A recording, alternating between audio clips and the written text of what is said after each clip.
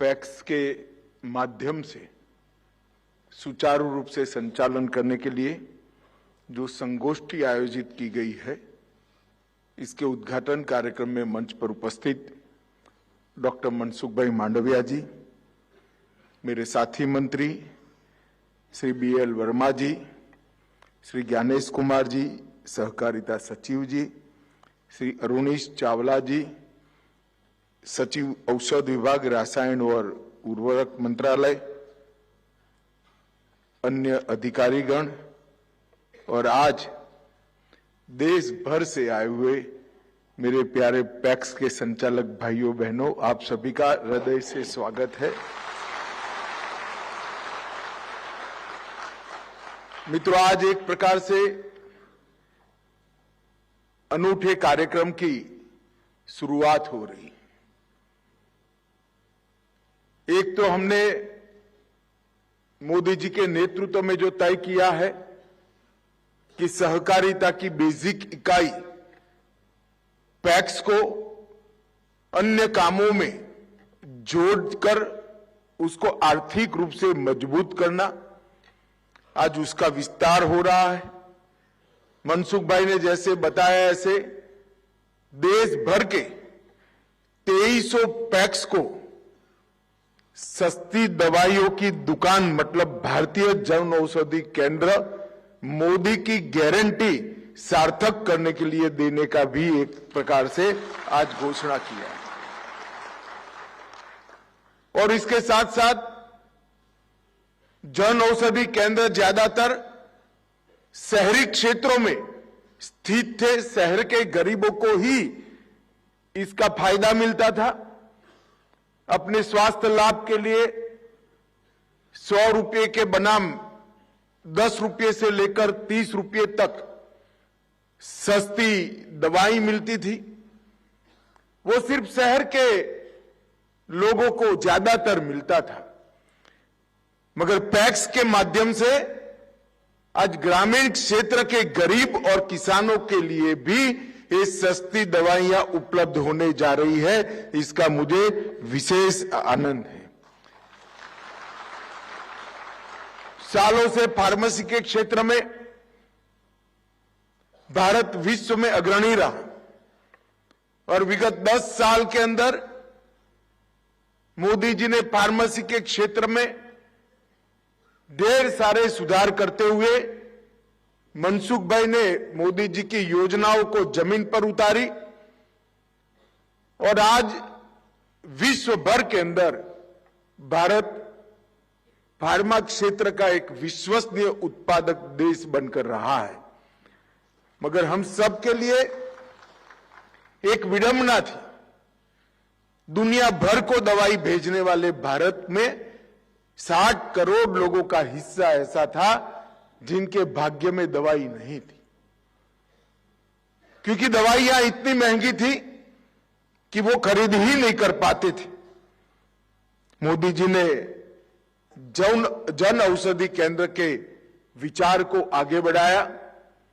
जो जेनरिक दवाइयां थी, जिन पर पेटेंट का खर्चा नहीं चढ़ता था, फिर भी पेटेंट का खर्चा एक प्रकार से वसूला जाता था, मोदी जी ने इसको स्ट्रीमलाइन कर मैंने जैसे कहा 8% से 30% की कॉस्ट में हर गरीब को दवाई मिल पाए, इस प्रकार का एक कार्यक्रम लिया और इससे गरीब क्षेत्र में, ग्रामीण क्षेत्र में स्वास्थ्य के सुधार में बहुत बड़ा फायदा हुआ है। भाई और बहनों, ये 9 साल के अंदर जन औषधि केंद्र के माध्यम से लगभग 26,000 करोड़ रुपया इस देश के गरीबों का बचा है। 26,000 करोड़, आप कल्पना कर सकते हैं कितनी राहत उनको मिली होगी। मैं बाद में डिटेल में इस पर बताऊंगा, परंतु आज मैं कहना चाहता हूं कि सहकारिता क्षेत्र के माध्यम से ग्रामीण क्षेत्र में इसकी रीच बढ़ने जा रही है। ग्रामीण गरीबों को भी गुणवत्ता युक्त दवाइयां सस्ते और किफायती भाव से मिलेगी और मुझे इसका बहुत आनंद है कि सहकारिता क्षेत्र इसमें माध्यम बनने जा रहा है। सहकारिता और स्वास्थ्य का ये संगम समृद्धि और अच्छे स्वास्थ्य का संगम एक प्रकार से है। आज कई राज्यों में सहकारिता क्षेत्र के माध्यम से पैक्स की शुरुआत हो चुकी है। लगभग 2300 प्राथमिक सहकारी समितियां गुजरात, जम्मू कश्मीर, कर्नाटक, मध्य प्रदेश, महाराष्ट्र, तमिलनाडु, पश्चिम बंगाल और नॉर्थ ईस्ट सभी राज्यों के अंदर ग्रामीण क्षेत्र में सस्ती दवाइयां पहुंचाने का काम कर रहे हैं। आज देश के विभिन्न हिस्सों से 5 पैक्स को सिंबॉलिक सर्टिफिकेट भी दिए गए, जिसमें महाराष्ट्र, बिहार, जम्मू कश्मीर, उत्तर प्रदेश और आंध्र प्रदेश शामिल है। मित्रों, सहकारिता मंत्रालय की स्थापना के बाद सहकारिता के विस्तार के लिए प्रधानमंत्री जी के यशस्वी नेतृत्व में सहकारिता मंत्रालय ने ढेर सारे काम किए हैं।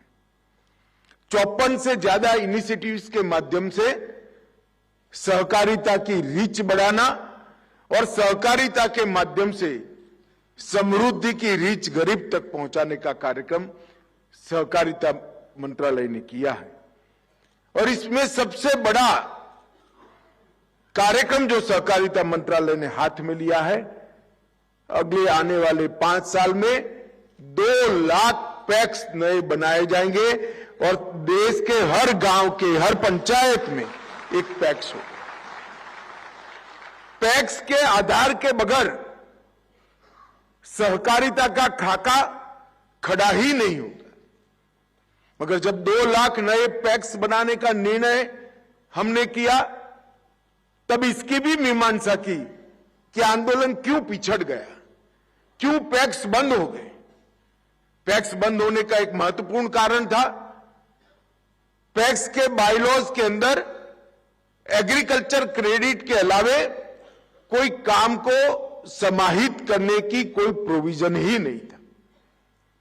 सबसे पहला हमने काम किया, एक मॉडल बायलॉज बनाया और मॉडल बायलॉज सारे राज्यों को भेजा। ढेर सारी चर्चा, विचारणा, कॉरेस्पॉन्डेंस और फॉलोअप के बाद आज मैं बड़े आनंद के साथ इस फोरम को कह रहा हूं कि देश के सभी पैक्स आज मॉडल बायलॉज को अपना चुके हैं, मॉडल बायलॉज से चलते हैं। और इसके साथ साथ जो नए पैक्स रजिस्टर हो रहे हैं वो भी मॉडल बायलॉज से हो रहे हैं। अब मॉडल बायलॉज से क्या होगा, तो पहले एक छोटा सा गांव होता था, एक डेयरी अलग होती थी, एक पैक्स अलग होता था, कहीं मछुआरा समिति होती थी, तीनों वायबल नहीं होते थे क्योंकि एडमिनिस्ट्रेटिव कॉस्ट उसकी बढ़ जाती थी। अब हमने मॉडल बायलॉज के माध्यम से पैक्स, डेयरी और मछुआरा समिति तीनों एक ही बन पाए, इस प्रकार की कानूनी व्यवस्था मॉडल बायलॉज के अंदर कर दी है। पहले by and large PACS credit agency का काम करते थे, अब हमने माइक्रो एटीएम और किसान क्रेडिट कार्ड से भी पैक्स को जोड़ा। पशु पालन संवर्धन केंद्र भी वहां खुल सकता है, सीएससी भी खुल सकता है। और आज यहां पर मेरे पैक्स के भाई बहन जो आए हैं, इसमें से कई सारे लोग अपने पैक्स जो सीएससी बन चुके हैं, इसी से रेलवे का बुकिंग कराकर आए हैं। वो मेरे लिए बहुत बड़े आनंद का विषय।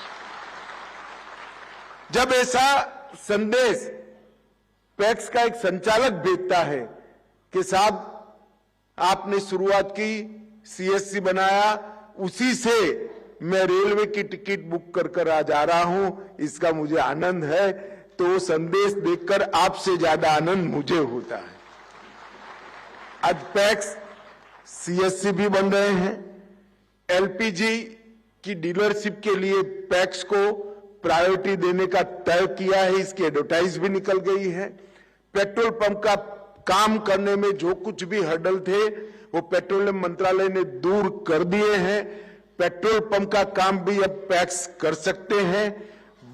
हर घर जल, नल से जल का जो अभियान चला है, इसकी व्यवस्थापन के लिए लगभग 27 राज्यों ने पैक्स को ऑथोराइज कर दिया है।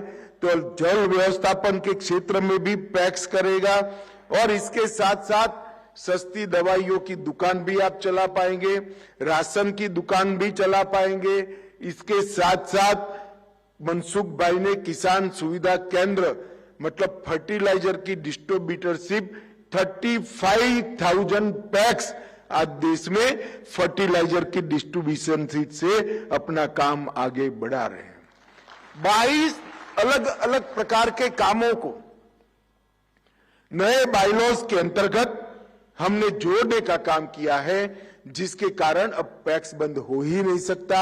इसकी एडमिनिस्ट्रेटिव कॉस्ट के बाद भी बहुत ढेर सारा मुनाफा मिलेगा। इसके साथ साथ प्रधानमंत्री स्टोरेज की जो व्यवस्था प्रधानमंत्री जी ने की है, पैक्स के गोडाउन बनाने के लिए ढेर सारी योजनाएं हम लेकर आए हैं। बहुत कम पूंजी में पैक्स अब एक मॉडर्न गोडाउन बना सकता है, जो अपनी तहसील का, राज्य का सारा धान और गेहूं स्टोर करने का तो केंद्र बनेगा ही बनेगा।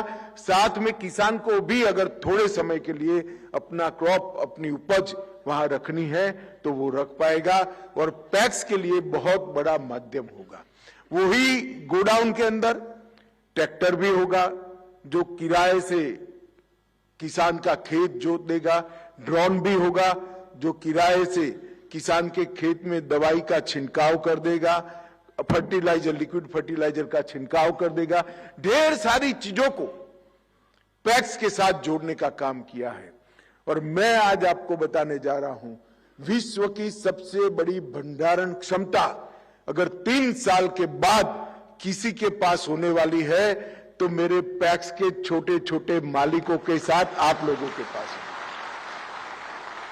विश्व की सबसे बड़ी भंडारण क्षमता आप लोगों की होनी, बड़ी दूरदर्शिता के साथ मोदी जी ने ये फैसला लिया है और मुझे विश्वास है कि हम इसको सफल करेंगे।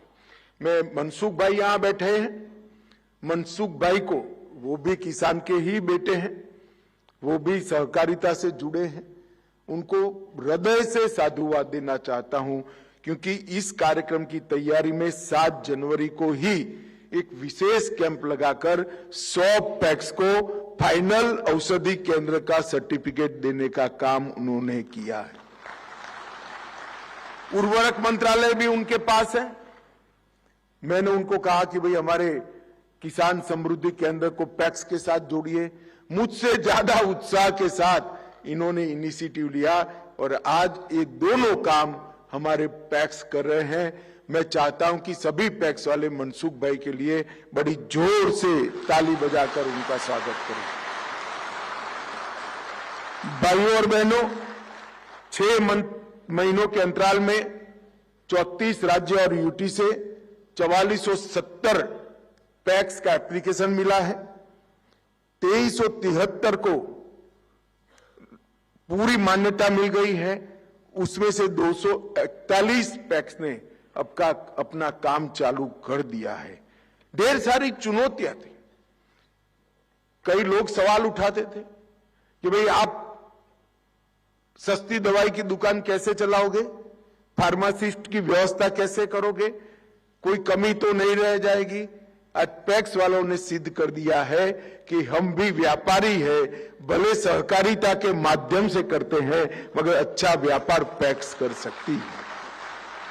ये जो हौसला पैक्स का बड़ा है, वही हौसला भंडारण के भी काम में आने वाला है, एलपीजी की डिस्ट्रीब्यूटरशिप के भी काम में आने वाला है और पेट्रोल पंप का भी काम में। कई राउंड की meeting pharmacy council of India, सभी राज्यों की फार्मेसी काउंसिल, सभी राज्य सरकारें और गृह मंत्रालय के सचिव के नेतृत्व में, सहकारिता मंत्रालय के सचिव के नेतृत्व में सहकारिता मंत्रालय ने भी इसके लिए ढेर सारा परिश्रम किया है।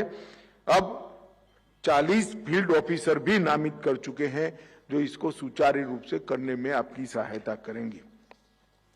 मित्रों, पैक्स के लिए ढेर सारे रिफॉर्म्स हमने करे हैं। सबसे पहले 84,000 पैक्स मॉडल बायलॉज अपनाए गए। 2516 करोड़ रुपया मोदी जी ने पैक्स के कंप्यूटराइजेशन के लिए दिया है, जिसके माध्यम से आप ये सारा 20 नए प्रकार के काम करोगे। 62,000 पैक्स को कंप्यूटराइज करने का काम शुरू हो चुका है।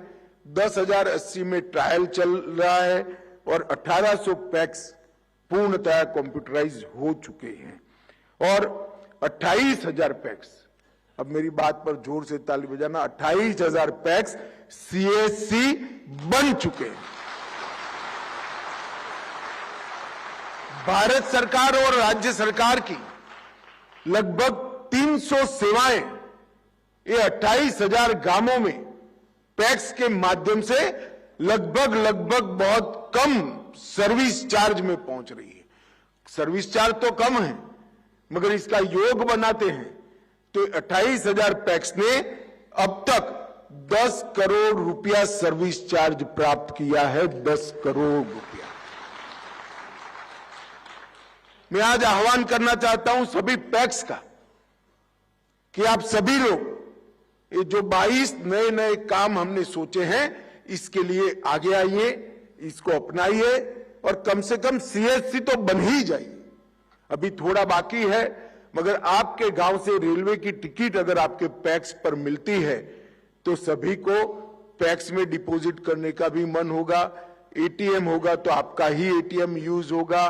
बैंक मित्र बनोगे तो आपके यहां से ही वो अपने अकाउंट को ऑपरेट करेगा।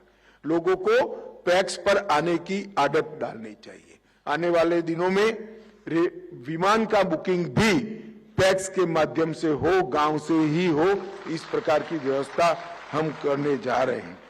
मित्रों, 350 नए पेट्रोल पंप भी चालू हुए हैं और किसान समृद्धि केंद्र में, जैसे मनसुख भाई ने बताया, 35,293 पैक्स आज फर्टिलाइजर की एजेंसी लेकर अपनी कमाई को बढ़ा रहे हैं। मैं इसलिए इस संगोष्ठी में सभी पैक्स के आए हुए मित्रों को कहना चाहता हूं कि बायलॉज का बारीक अभ्यास करिए।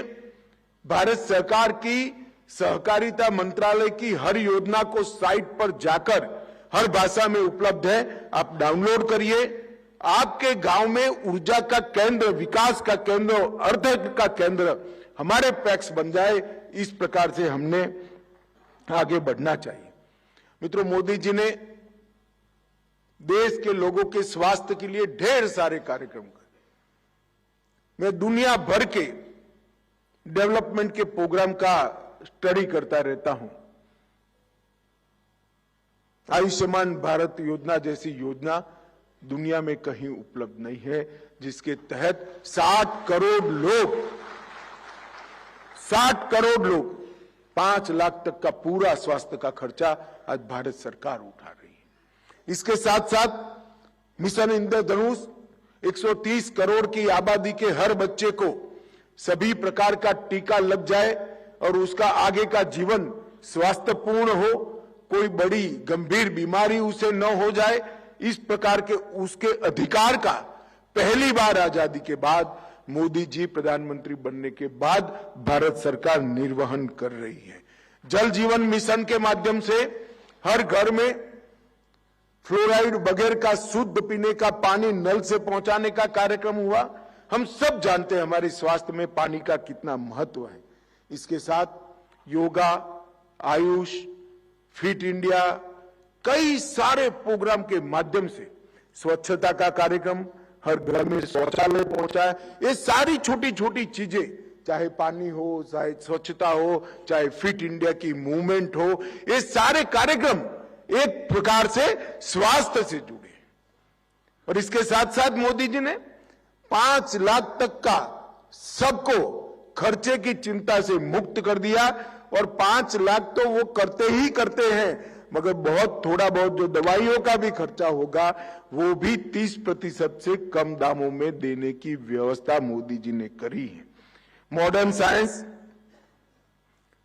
नीचे गांव तक पहुंचे, इसके लिए इंफ्रास्ट्रक्चर और ह्यूमन रिसोर्स, ये दोनों क्षेत्रों में बहुत बड़ा काम हुआ है। मेडिकल की सीटों में लगभग 2 गुना यूजी और पीजी बढ़ोतरी हुई है और हर पीएससी सीएससी 5 साल के अंदर मजबूत हो जाए, एक अच्छा स्वास्थ्य केंद्र बने, इस प्रकार की हमने व्यवस्था करी है। आयुष जैसी पारंपरिक भारतीय चिकित्सा पद्धति को भी जमीन पर उतारने का काम, इसको पॉपुलर करने का काम और उसके माध्यम से दवाई बगैर का जीवन, आयुष, प्राकृतिक खेती और ऑर्गेनिक प्रोडक्ट, ये तीनों को इकट्ठा करो तो दवाई वगैरह का जीवन कैसे जिया सकता है, एक नया भारतीय मॉडल मोदी जी ने पूरी दुनिया के सामने रखने का काम किया है। मित्रों, सिर्फ योजनाओं से कुछ नहीं होता। श्रीमान मनसुख भाई बैठे हैं, मैं उनको तो बधाई देता हूं, मगर मोदी जी को भी बहुत बड़ा साधुवाद देना चाहता हूं। इतने बड़े देश में स्वास्थ्य सुविधाओं के लिए कुल मिलाकर ओवरऑल स्वास्थ्य का बजट सिर्फ 2014 में 33,000 करोड़ था, 33,000 करोड़। इतने बड़े देश में 33,000 करोड़ रुपया, मोदी जी ने इसको बढ़ाकर 90,000 करोड़ रुपया करने का काम किया। इसके साथ साथ प्रति व्यक्ति स्वास्थ्य पर जो खर्च होता था वो 1,000 की जगह 2,000 रुपया हो गया। ये भी बहुत बड़ा काम मोदी जी ने किया है।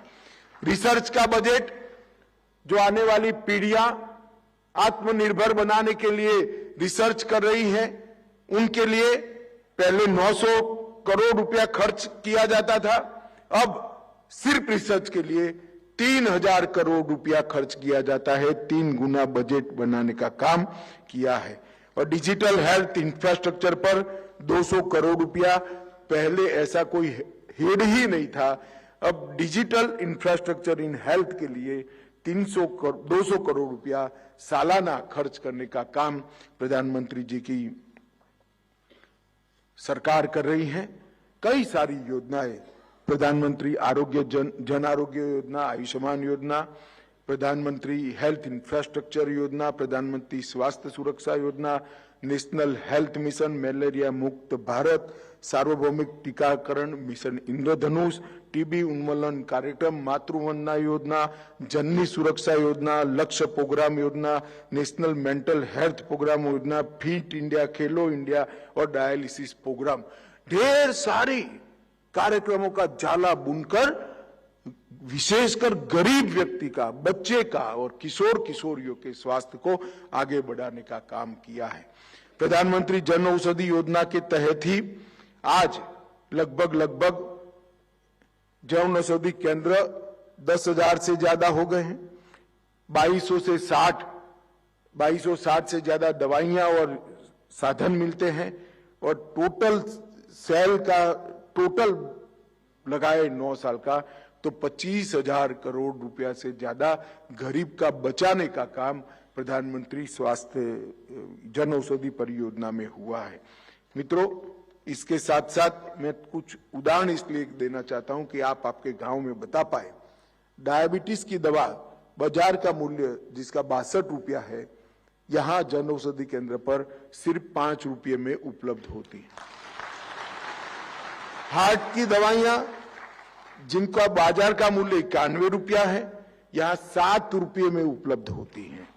और कैंसर की दवाइयां जो 2250 रुपया जिसका मूल्य है, वो 225 रुपये में उपलब्ध होती है। मेरा यही कहना है और मैं खुद आज मनसुख भाई को बहुत साधुवाद देना चाहता हूं। विपक्ष वाले प्रचार करते थे, इंडी अलायंस वाले, कांग्रेस वालों को और कोई काम नहीं बचा है टीका करने के अलावे, कि दुकानें तो खोल दी, दवाइयां नहीं होती है। मैंने औचक निरीक्षण मेरे क्षेत्र में 4 दुकानों का करा है, मेरे हाथ में प्रिस्क्रिप्शन भी था, मैं खुद जाकर चेक कर आया हूं। दवाइयां उपलब्ध भी है और अच्छी क्वालिटी की दवाइयां मिल रही। ये विश्वसनीयता जो बनी है, ये विश्वसनीयता गरीब के स्वास्थ्य की कुंजी है, चाबी है। और सबसे बड़ी बात, यही सेंटरों से सिर्फ 1 रुपये में बायोडिग्रेडेबल प्रोडक्ट मतलब पैड, सैनिटरी नैपकिन बच्चियों के लिए दिए जाते हैं और अब तक 46 करोड़ नैपकिन सिर्फ 1 रुपये से बच्चियों को देने का काम ये जन औषधि कर रही है। इससे बड़ी कोई सेवा नहीं हो सकती। गरीब बच्ची के स्वास्थ्य की सुरक्षा के लिए सिर्फ 1 रुपये में नैपकिन देना और स्वास्थ्य पूरे परीक्षणों पर खरा उतरा हुआ नैपकिन देना, इससे बड़ी सेवा नहीं हो सकती। मित्रों, 46 करोड़ नैपकिनों का वितरण अब तक हो चुका है और ये मैं मानता हूं कि बहुत बड़ी उपलब्धि है। मित्रों, विश्व के फार्मा क्षेत्र में जेनरिक दवाइयां, वैक्सीन, सस्ती HIV दवाओं में भारत का विश्व में सप्लाई करने में सबसे पहला स्थान आज हो चुका है। भारत नंबर 1। फार्मा और बायोटेक प्रोफेशनल खड़े करने में, पढ़ाई लिखाई की मैं बात कर रहा हूं, इसमें दुनिया में हम दूसरे नंबर पर हैं और दवा के ओवरऑल उत्पादन के अंदर दुनिया में तीसरे नंबर पर है। मुझे पूरा भरोसा है कि 2047 आते आते सभी क्षेत्रों में हम दुनिया में नंबर 1 बनेंगे और मोदी जी का आत्मनिर्भर भारत का स्वप्न सिद्ध होगा।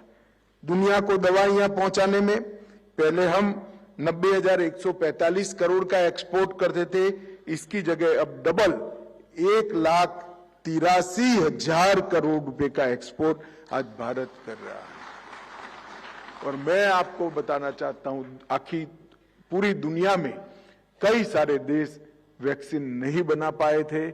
मोदी जी के नेतृत्व में हमारे वैज्ञानिकों को वैक्सीन तो बनाया ही, मोदी जी ने गांव के गरीब से गरीब व्यक्ति तक 130 करोड़ लोगों को तक टेक्नोलॉजी के माध्यम से वैक्सीन और सर्टिफिकेट दोनों पहुंचाकर देश को कोरोना से बचाने का काम। क्षेत्र के अंदर ढेर सारे काम हुए हैं। मुझे विशेष आनंद है कि आज सहकारिता क्षेत्र भी मनसुख भाई के साथ कंधे से कंधा मिलाकर लोगों के स्वास्थ्य के लिए काम करने के लिए आगे बढ़े रहे हैं।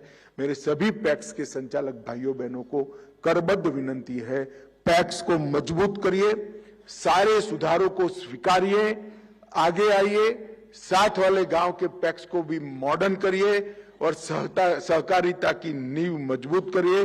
2047 में हर गरीब को सहकारिता के माध्यम से समृद्ध बनाने का मोदी जी का स्वप्न हम सब साकार करें, यही आपसे अभ्यर्थना है। बहुत बहुत शुभकामनाएं और बधाई। धन्यवाद।